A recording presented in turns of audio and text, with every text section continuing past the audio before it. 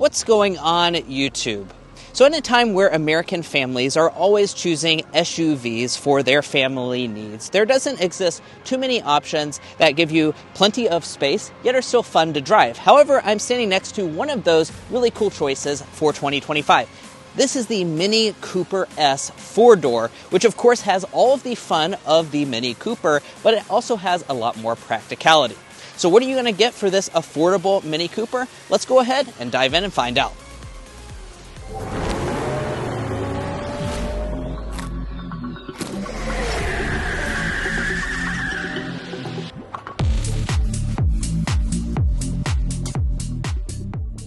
So let's start out with the exterior design. Now, like I said at the introduction, this is an all-new Mini Cooper, although based on the design, you may not really realize that because, of course, you're going to have all these signature Mini elements. They're just going to be modernized for 2025. Now, this particular model is the fully loaded iconic trim level with the favored design group. So that means that we're going to have kind of a bronze finish to our Mini emblem, and we also have that tracing the grille. The overall grille is going to be a little bit different this year, and since this 4-door version is only available in the Cooper S, they're all going to have the S branding here on the side. Now, looking at our headlights, we're of course going to have the signature Mini Cooper design theme. It's going to have that circular look to it, and we're going to have standard full LED headlights. These are adaptive LEDs, and they also have LED turn signal indicators. Additionally, they have really cool animations when you unlock the vehicle. It actually will wink at you, which is really quite neat.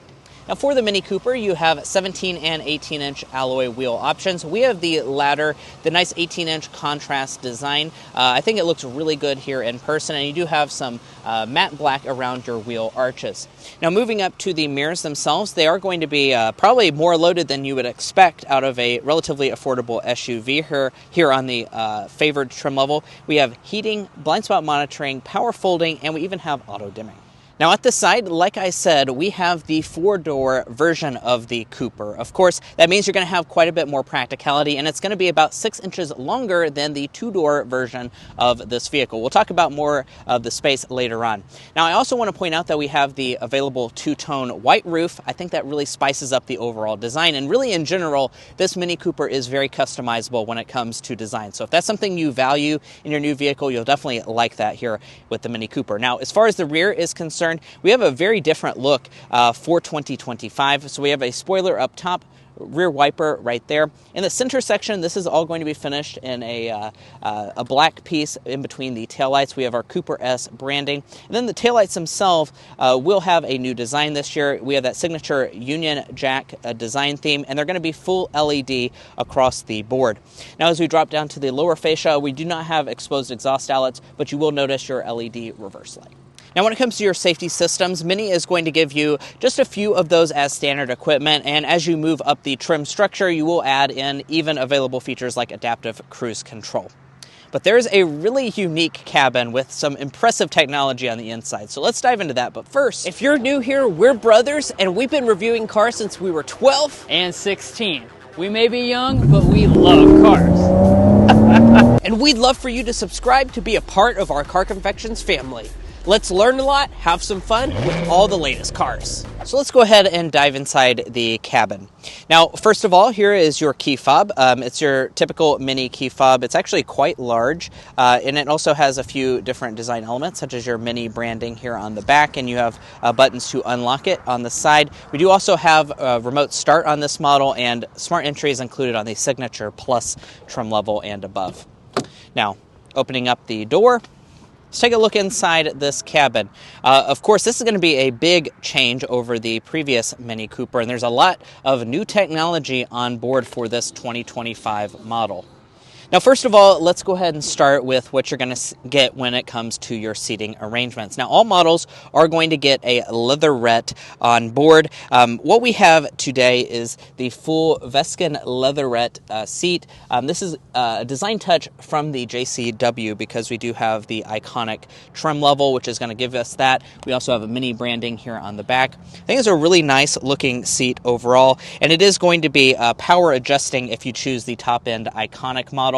You're additionally going to get your memory seats as well integrated on the seat itself. But let's go ahead and dive into the cabin because there's a lot to check out. Now, Now, shutting up the door, let's go ahead and dive into overall material quality for the new Mini Cooper. Now, over here on the door trim, we are going to have a mostly hard touch one, but we do have a padding for our arm to rest on, and then we're going to have a cloth trim through the center section. Now, that's also going to repeat itself up here on the top of the dashboard, except we have a lot of cool design themes going on. Here it's not just a cloth, it has a lot of cool touches inside, including this blue and red color touch, where it's going to have really unique vent details going on as well. Now, as we drop to the center section, there's not going to be a lot going on here, and it is going to be hard touch in this part. But to start the vehicle, it's a very unique setup. It's really unlike any other vehicle. So you just twist this start-stop switch.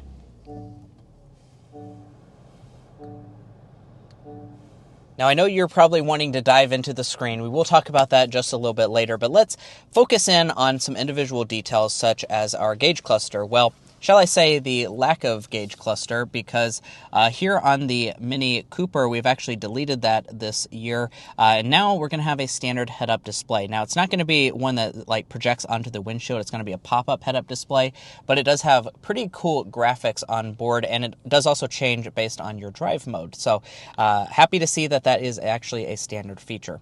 Now, moving back to the steering wheel itself, you will also notice a pretty nice standard feature, and that's that we're going to have a leatherette wrapped steering wheel, and it's also going to be heated as standard equipment this year. So that's nice. And we also have a really cool design theme, really thick rim to it, and this nice cloth piece here in the center section.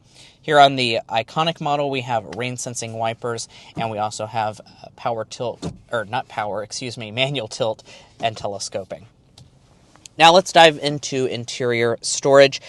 This is your armrest. It's nicely padded. It does not open though, so keep that in mind. And then in front of that, we have a couple USB ports, another little storage cubby, but you'll have this little storage bin with some mini branding that you can stick any of your valuables that you want hidden from sight. You also have two cup holders up in front of that, and if you choose a Signature Plus trim level, that's where you're going to get the wireless phone charging pad. That's a vertical setup, kind of like what we've seen on the BMW X1.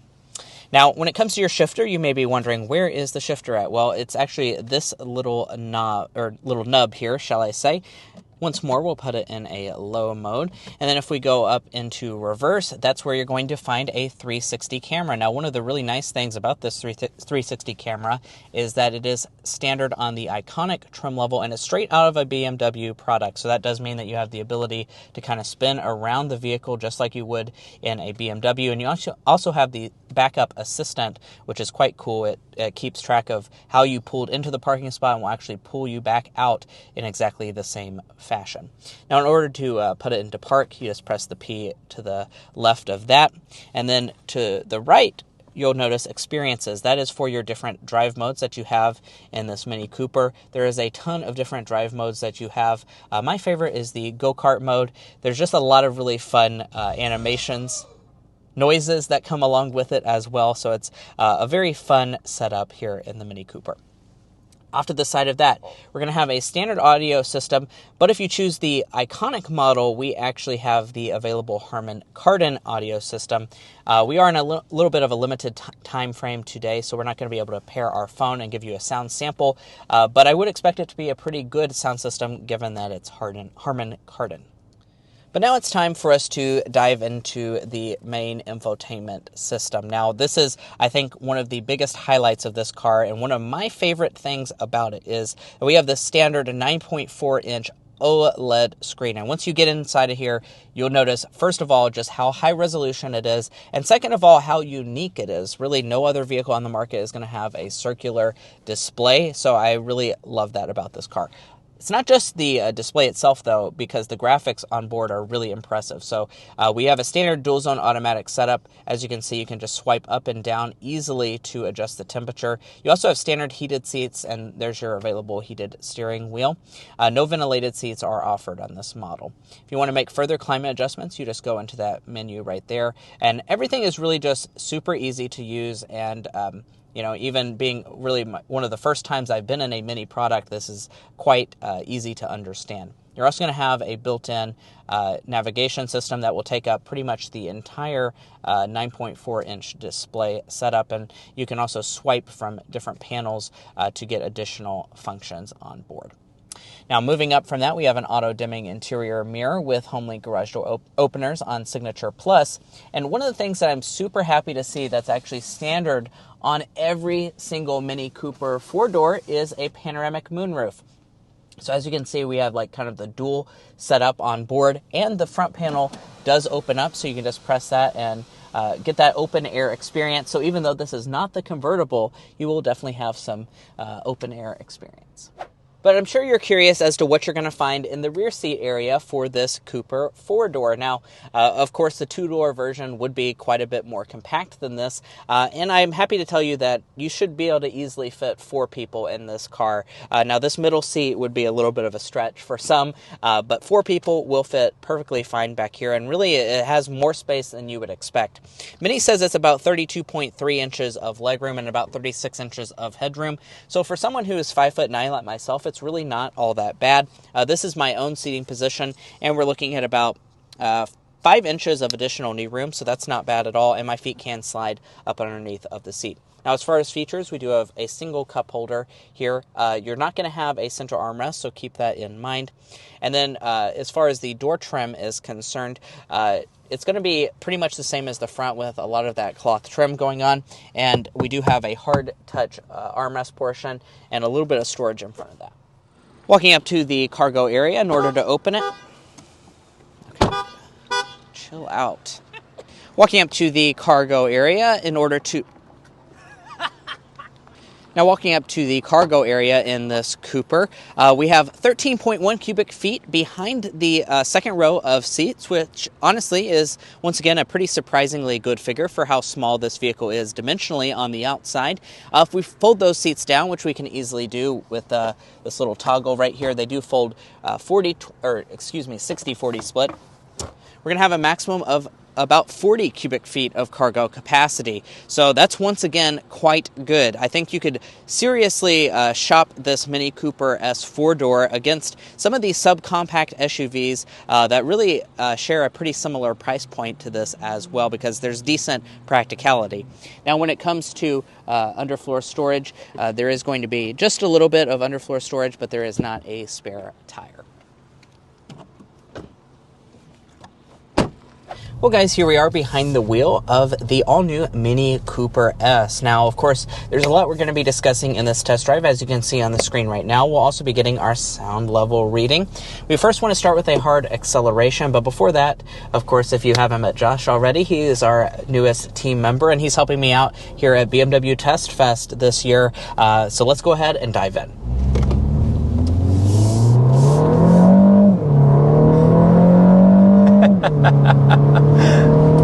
Nice, and there was a little past 60 miles per hour in the all-new Mini Cooper S 4-door. Now, what we have under the hood is a fun little engine. It's a 2-liter turbo 4-cylinder. It's going to be making 201 horsepower, 221 pound-feet of torque. And as you can see from that acceleration there, this is a pretty small vehicle. So having over 200 horsepower, well over 200 pound-feet of torque is really going to make your acceleration quite swift in this model.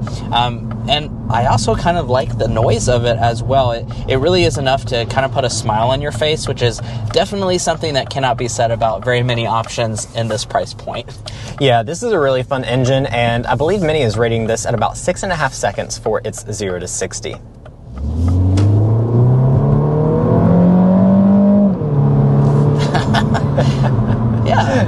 Yeah, this thing is quite quick. Now, you also notice that the transmission is fast, and that's because we have a 7-speed dual-clutch transmission on board with this Mini Cooper. When you put your foot down, it really just gives you the power pretty instantly. And really driving around normally, I drove one yesterday off camera, and I found the dual clutch to be pretty smooth. So it wasn't one of those dual clutches that's constantly, rough shifting or whatnot. So I think that most people are going to be very happy with this transmission's performance. Additionally, I do want to point out it is going to be front-wheel drive exclusive. And one enthusiast note about this transmission is that unfortunately there will not be any paddle shifters, so if you want to do any enthusiast driving, the go-kart mode and standard automatic mode will be the most you'll be able to do. But just kind of cruising down this highway section, let's go ahead and discuss overall ride quality. I hit a couple of potholes in the road to kind of demonstrate. Now, one thing about the Mini Cooper is the fact that this is definitely kind of an enthusiast vehicle. It's something that is not fully focused on comfort. And that's not to say that this is uncomfortable by any stretch of the imagination, but it definitely will let intrusions inside of the cabin. It gives you that nice sporty characteristic that the vast majority of you guys who will be buying one of these definitely desire. We also have the larger wheels on board. This is the 18-inch setup. I would imagine your ride quality would be slightly better if you got the smaller 17-inch wheels as well. And one nice element of the ride quality is that we do have the optional adaptive dampers on this model today, which is really nice that you can opt on all of the Mini 4-door S models. And let's put it into go-kart mode here to see if we can get those to firm up just a little bit more. I love the noises. You don't even really have to look down. You can just toggle it, and if you hear the noise, then you're all good. And now we're on a little bit more of a twisty section of the road here briefly, and man, I have to say this thing is just so much fun to drive. The steering is very responsive. It's one of the most responsive steering setups that I've ever experienced, and just because of how small this vehicle is, that makes it so tossable and so fun to drive. For being a 4-door SUV, it really doesn't have much body roll at all either. So definitely you're going to have a lot of fun. And like Josh was mentioning, the adaptive dampers do give you that kind of dual customizability. You can have a little bit more comfort when you're just in the normal drive mode. And it is also going to definitely firm things up when you get into the go-kart mode and some of these sportier drive modes. I'm still really impressed how it handles, even though the wheelbase is about 3 inches longer than your standard 2-door Cooper.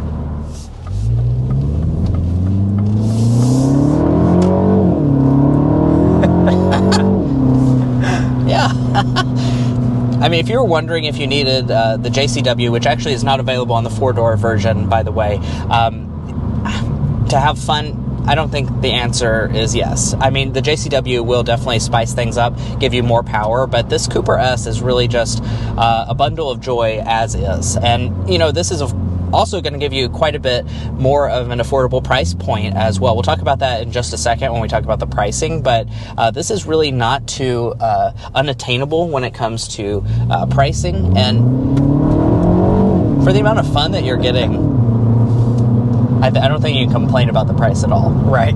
And that today is going to be our slam dunk. This thing is really just so much fun. I think it makes it stand out. And due to its pretty affordable price tag, I think this is a legitimate choice that you could make against a subcompact SUV or a compact SUV. Now, as far as the airball is concerned, one thing that is to be considered if you're cross-shopping between a compact SUV is adaptive dampers or not, this ride quality is still going to be a little bit on the firm side. I don't know, you would probably definitely get better if you opt for the smaller wheel, but it's still going to be rough no matter what as compared to some of those compact SUVs like the RAV4. Yeah, it's not going to be a CRV when it comes to rides, so be aware of that. I didn't really think you probably clicked on this video with that in mind, but if you happen to be cross-shopping, this is going to be rougher. And one of the great things about having a small vehicle is that it does tend to get good fuel economy. Josh, why don't you go ahead and tell us what the fuel efficiency is for this all-new Mini Cooper? So the S model, which is the only option you'll have for this 4-door, is rated at 32 mpg combined, which is really great for this small compact package, but you still also get the fun of driving this and ripping it down some back roads as well. Yeah, and Mini does offer electric versions in their lineup, so in all the Mini portfolio, you do have some electric versions as well, so keep that in mind. If you're wanting like ultimate efficiency, you would be able to choose that.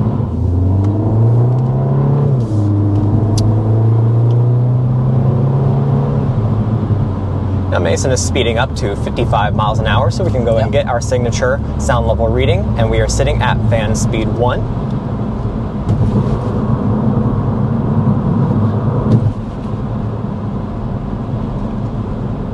So after coming off that bridge there, we are sitting at 61.7 decibels, which, you know, I think that combines with our airball for the ride quality. Since it is going to be a little bit rougher, there's going to be a little bit less insulation, so you are going to have a little bit louder of a reading overall as compared to, again, if you're cross-shopping between some other compact SUVs, it will definitely be a little bit quieter. Yeah, and it's worth noting we are here in South Carolina. We're not in our home state of Kentucky, so keep that in mind.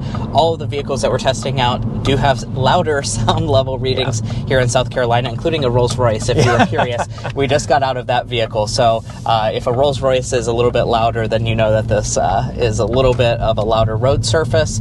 And you can check out all of our sound level readings at carconfections.com/sound level readings. And finally, when it comes to the warranty, you will have Mini's signature warranty, 4-year, 50,000 miles for both your basic and powertrain warranty, and you will have 3 years and 36,000 miles of complimentary maintenance.